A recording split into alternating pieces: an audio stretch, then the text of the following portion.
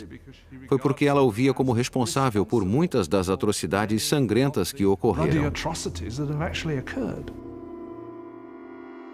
Cordan nem tentou escapar. E durante seu julgamento, não demonstrou arrependimento. O que esperava conseguir assassinando Mahat? Paz. Agora que ele está morto, a paz voltará a meu país. Charlotte Cordan rapidamente foi executada, e seu sonho de paz morreu juntamente com ela.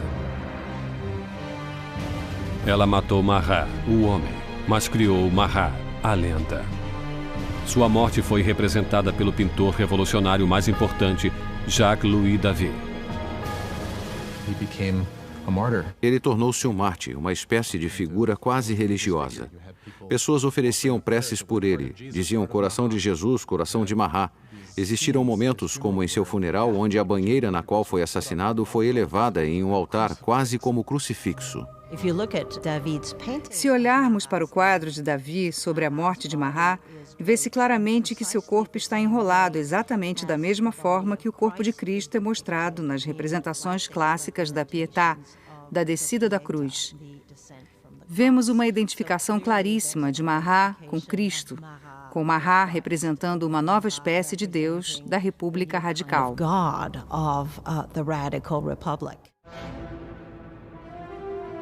Robespierre inveja a adoração dedicada a Mahat. Mas sempre pragmático volta sua atenção para os assuntos do momento. Porque, apesar de Mahat estar morto, ainda existem outros exigindo mais sangue, o sangue real. Concierge, a Anticâmara da Morte. 8 meses após a execução de seu marido e apenas dias após a morte de Charlotte Cordan, Maria Antonieta está presa ali, em uma cela repulsiva, completamente sozinha. Uma das piores coisas que aconteceram a Maria depois da execução de Luís foi que seus filhos foram afastados dela. Sabemos que eram a coisa mais importante para ela, e Maria sabia que seu filho estaria sujeito a terríveis violências para fazê-lo esquecer que algum dia pertencera à realeza, por seus revolucionários. E ela estava certa. Poucos anos depois, seu filho morreu de negligência e violências terríveis. A ex-rainha Maria Antonieta estava com 38 anos de idade, mas a revolução a envelhecera, era apenas uma sombra. Maria Antonieta fora uma mulher muito bonita e elegante até a Revolução. Entre 88 e 89, emagreceu e seus cabelos ficaram brancos. Abandonou toda a sua vaidade e suas coisas bonitas. Ficou magra demais. Quando chegou ao julgamento, estava irreconhecível.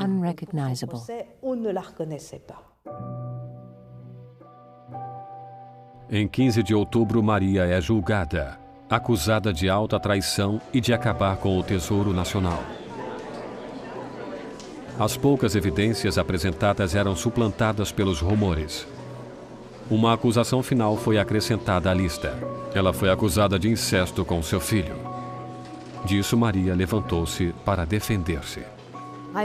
Apelo à consciência e sentimentos de todas as mães presentes para declarar se não existe uma só entre vós que não estremeça ouvindo tais horrores. E naquele momento houve uma mudança na corte, porque todas as mulheres sentiam que estavam implicadas e perceberam que foram longe demais em suas acusações. Com uma elevação da simpatia pública, Maria esperava ser deportada para a Áustria, mas suas esperanças desapareceram quando sua sentença foi declarada. Deveria ter o mesmo destino de seu marido. Maria Antonieta estava triste desde o princípio. Ela era o símbolo da aliança austríaca que provara ser desastrosa para a França. Juntamente com o marido, foi motivo de riso devido ao aparente fracasso de seu casamento. E ela era o símbolo da cultura da corte, em uma época em que o povo passava a ver essa cultura como algo completamente corrupto e terrível para o país. Portanto, por todos esses motivos, ela foi odiada como nenhuma outra rainha da França o fora antes. Era desprezada, vilipendiada. De sua cela, Maria escreve uma carta final despedindo-se de seus filhos e de sua família, prometendo ser corajosa. Seus longos cabelos grisalhos foram cortados, preparando-a para a lâmina.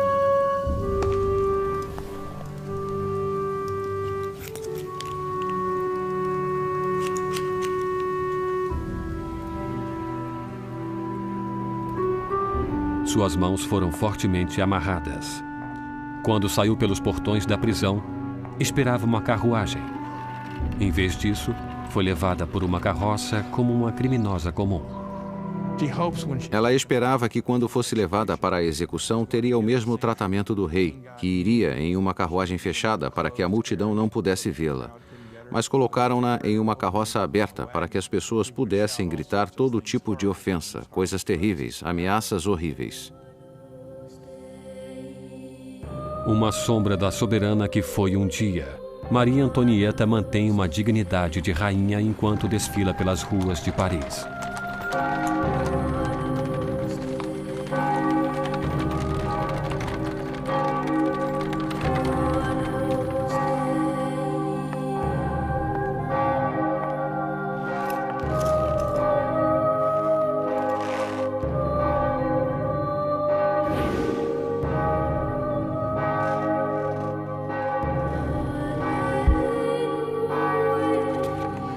São lidos seu nome e acusações contra ela.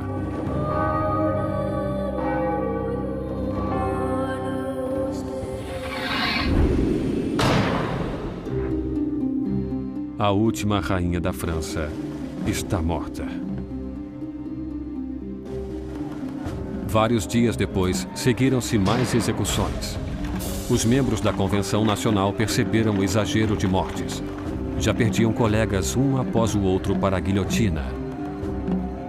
A revolução parecia Saturno devorando seus próprios filhos. Danton diz: A revolução, meus amigos, não é feita com rosas.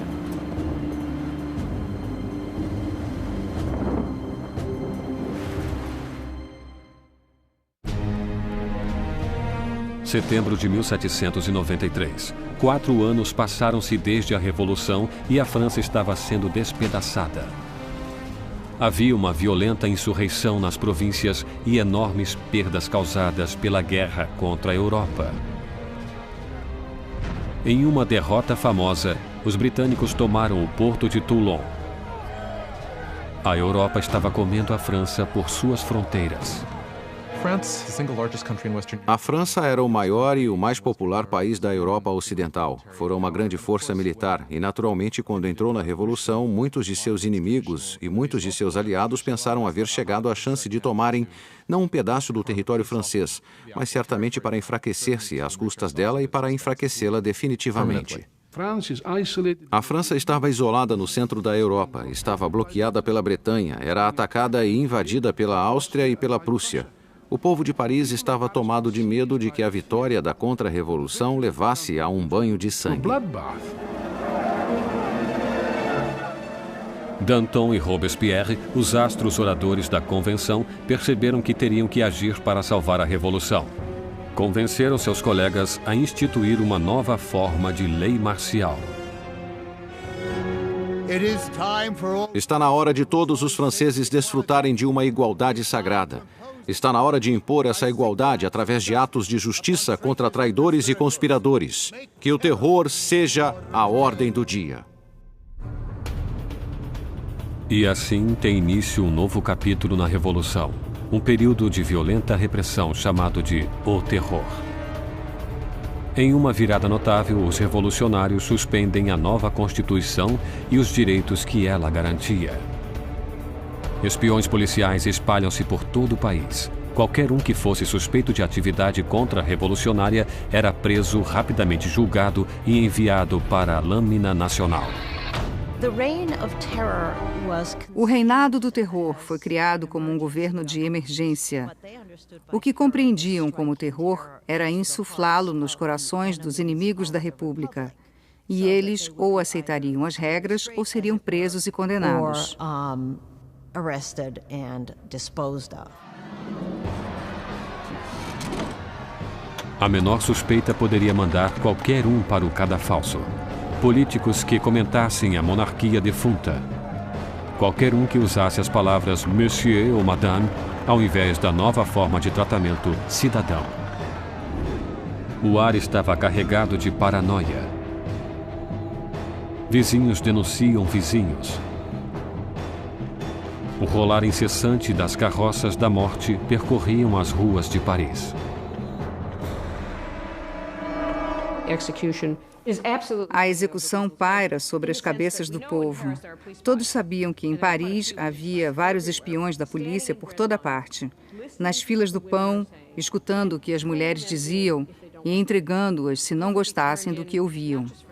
Podiam ser entregues não somente por se queixar do preço alto do pão, mas também por não mostrar-se muito entusiasmado com o andar da carruagem e com o sucesso da Revolução.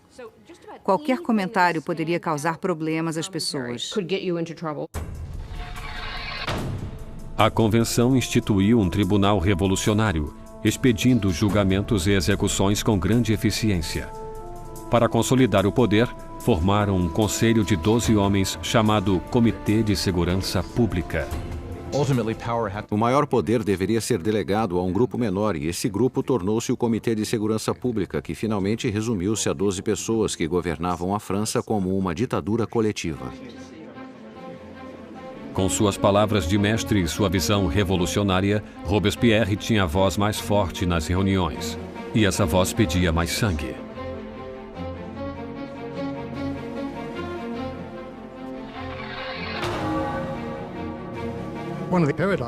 Uma das incongruências da vida política de Robespierre era que inicialmente ele era um oponente apaixonado da pena de morte, e naturalmente isso voltou-se contra ele quando mais tarde tornou-se igualmente ferrenho a favor do terror e da guilhotina. Ele jamais explicou-se claramente, exceto para dizer: os tempos mudaram. A revolução endurecera Robespierre. Inicialmente apoiando fervorosamente uma imprensa livre, agora instaurava a censura, um vestígio do antigo regime. E com a igreja já sendo atacada, ele é influenciado por um dos revolucionários mais radicais, Jacques-René Hébert, que propõe uma descristianização. Quando a crise da guerra e da rebelião interna está no seu auge, o povo começa a dizer que a raiz de todo o problema eram os padres, a religião. E se quisessem salvar-se dos inimigos da revolução, deveriam destruir o poder da Igreja Católica.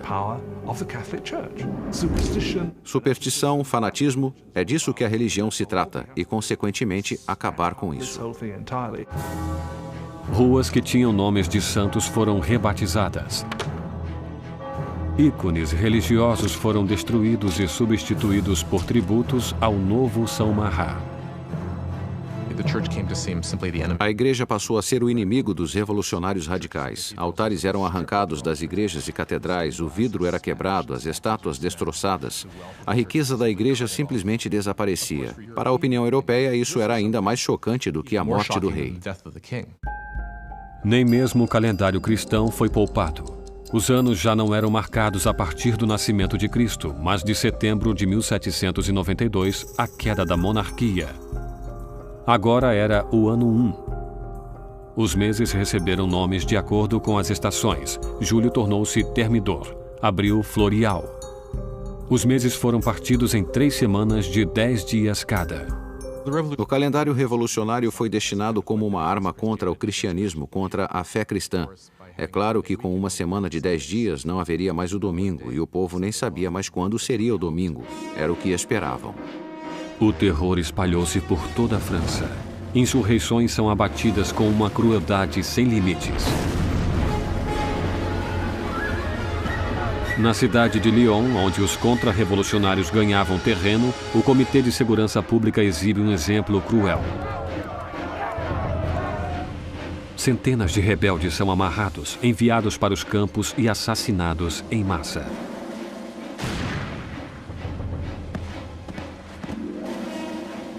Uma região chamada Vendéia, no oeste da França, também tornara-se um ponto de contra-revolução. Rebeldes e padres foram amarrados juntos e colocados em barcos que eram afundados sem piedade. Mais de 100.000 pessoas foram mortas somente em Vendéia. Em Paris, a guilhotina desce cada vez mais.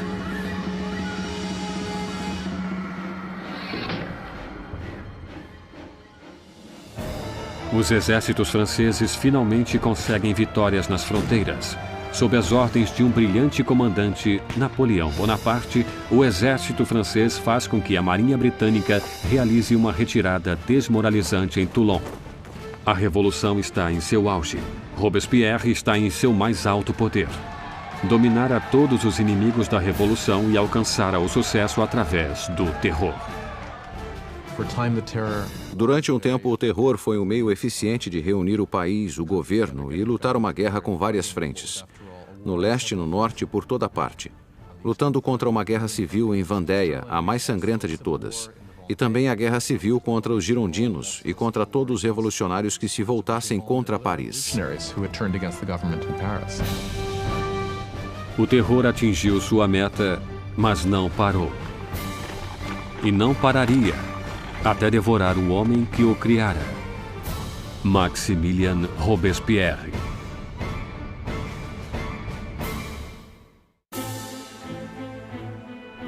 Com o sangue do terror, Maximilien Robespierre salvou a revolução. Um exército revigorado repele os ataques na fronteira e os conflitos internos terminaram. No ponto mais alto de seu sucesso, Robespierre sonha com uma meta ainda maior: usar mais terror para moldar um novo tipo de sociedade. Uma república da virtude. Por virtude, ele entende virtude cívica, que é um ponto pacífico para Robespierre. Por exemplo, não se pode ser um cidadão virtuoso simplesmente obedecendo à lei e baixando a cabeça. É preciso estar ativamente envolvido no trabalho do Estado. E isso incluía para Robespierre a destruição de seus inimigos do Estado. Em 5 de fevereiro de 1794, Robespierre fez um discurso explicando sua filosofia. Terror sem virtude é desastroso, mas a virtude sem terror é inútil. Ele associava o terror com a virtude. O terror, naquele momento, tornava-se em seu pensamento um instrumento pelo qual poderia criar a virtude. Mas outros discordavam. Para Danton, a revolução tomava o caminho errado. Ele e seus seguidores, os dantonistas, acreditavam que era hora de parar com o terror, servir a seu propósito e corria o perigo de alimentar os revolucionários com seu próprio fogo. Na primavera de 1794, as coisas começavam a melhorar. A situação do alimento não era tão ruim e o esforço para a guerra melhorava. Danton dizia basicamente que era preciso tomar um caminho novo para o governo, que precisavam chegar a um tipo de normalização. Robespierre acreditava que ainda era cedo. Danton começaria a organizar um grupo para discutir que deveriam terminar com o terror. Robespierre vê isso como uma ameaça direta ao governo, não como uma diferença de opinião sobre a direção de uma política, e sim como uma traição em potencial. E na República de Virtude de Robespierre, só existia uma resposta para a traição.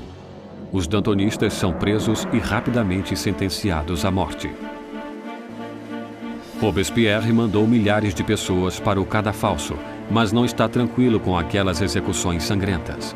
Não atende os pedidos dos seus antigos amigos e aliados. Quando se encaminha para a lâmina, Danton grita: Meu único arrependimento é ir antes daquele rato, Robespierre.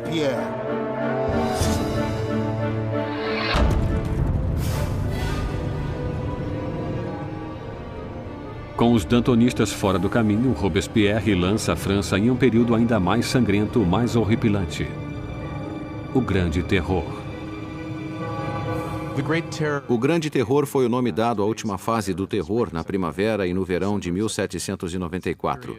Foi o período em que o espaço entre as execuções começou a diminuir e, com isso, a atmosfera de paranoia, especialmente de Paris, mas por todo o país, começa a aumentar. Podemos checar o número de execuções até chegar a mais de 800 por mês em Paris, crescendo ainda mais no fim. O carrasco de Paris está mais ocupado do que nunca. Mas no dia 6 de junho de 1794, as carroças da morte pararam. A guilhotina silenciou. Robespierre declarou um novo feriado religioso. o Festival do Ser Supremo. Queria substituir o antigo Deus católico por um novo, a deusa da razão. Robespierre nunca foi um ateu, nunca apoiou políticas ateias, julgava que as pessoas precisavam acreditar em uma divindade e ajudou a criar esse culto chamado Culto do Ser Supremo, com um quadro extraordinário em Paris. Em junho de 1794, havia coros de pessoas vestidas de branco cantando uma espécie de montanha de papel machê que foi construída no centro de Paris. E no momento crítico da cerimônia, Robespierre emergia no topo dessa montanha, vestido com uma toga e caminhando para o povo. Estou certo de que nesse momento muita gente pensou: o que ele está pensando? Que é Deus? Que é o rei? Quando o Grande Terror fugiu ao controle, os colegas de Robespierre viram o Festival do Ser Supremo como sua saída do mundo da realidade. Muitos pensaram que Robespierre chegara a uma posição tão extrema e fora da razão que não teria volta, que seu fanatismo o enlouquecera, que estava maluco.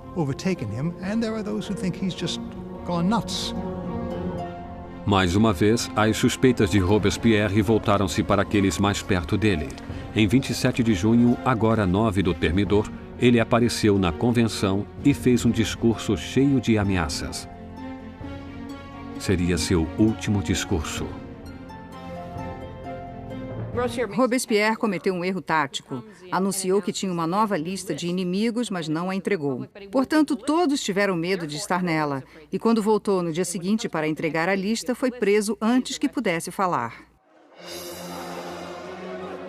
Um coro inesperado de vozes gritava fora Robespierre. Ele ficou chocado e em silêncio. Os representantes declararam-no um inimigo e removeram-no da convenção.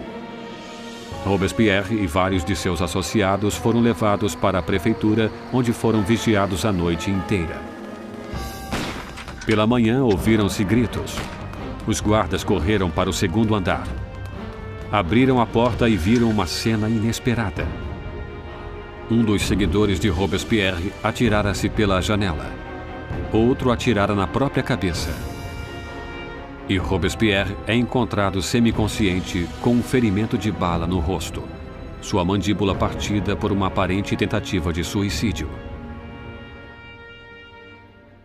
Robespierre passa suas últimas horas sobre a mesa do Comitê de Segurança Pública, na mesma sala onde espalhara o terror até seu final sangrento. Enquanto é ridicularizado e insultado por seus antigos colegas, Robespierre não pode responder. O grande mestre da oratória fora silenciado. Na concierge, onde a última rainha da França o precedera, Robespierre foi preparado para a navalha nacional. Seu companheiro de cela, o revolucionário Saint-Just, apontou para um quadro dos direitos do homem e disse: "Pelo menos fizemos aquilo." Robespierre dominara uma revolução e mudara a face da França. Reordenara a sociedade e dirigira um sistema sangrento e tirânico para garantir seu sucesso. Mas estava destinado a ser uma de suas últimas vítimas. O caso é que havia muito entusiasmo para terminar o terror, mas ninguém sabia como fazê-lo. E o mais surpreendente de tudo é que, no final, a única maneira de acabar com o terror seria com a queda de Robespierre. Em 27 de julho de 1794, a guilhotina decapitou o incorruptível. E foi derramado o último sangue do terror. O terror morre com Robespierre, mas a revolução não. Os direitos do homem, a democracia, a nova república, os resultados da revolução sobreviveriam aos próprios revolucionários. A França entraria em um período de incertezas, congelada entre o medo de outro terror, ou pior ainda, um retorno à opressiva monarquia que o precedera. Depois de 5 anos instáveis, o poder novamente é consolidado nas mãos de um único homem: Napoleão Bonaparte. Os historiadores discordam sobre o fim da Revolução. Alguns acreditam que ela morreu com a ascensão de Napoleão. Outros afirmam que a Revolução viveu até o século XIX e mais ainda. A Revolução foi o primeiro modelo definitivo em que um povo tomou seu destino com suas próprias mãos. A ideia, os antigos súditos, os que estavam em melhor posição, ou a monarquia mais gloriosa da Europa pudesse definitivamente reviver sua história, foi algo com resultados incríveis. A Revolução destruiu a parte fútil da Europa e mudou para sempre o curso da civilização ocidental. A questão levantada pela Revolução Francesa é saber quanto de violência é justificável para conseguir-se uma sociedade melhor. O povo teria o direito de destruir o que julgava ser um sistema injusto para substituí-lo pelo que estava convencido fosse mais justo. Quanto de violência é justificável para esse fim? Ainda temos que pensar no assunto. Enquanto Robespierre e seus companheiros dirigiam seu país para o futuro, muitos deles devem ter imaginado qual seria o resultado final.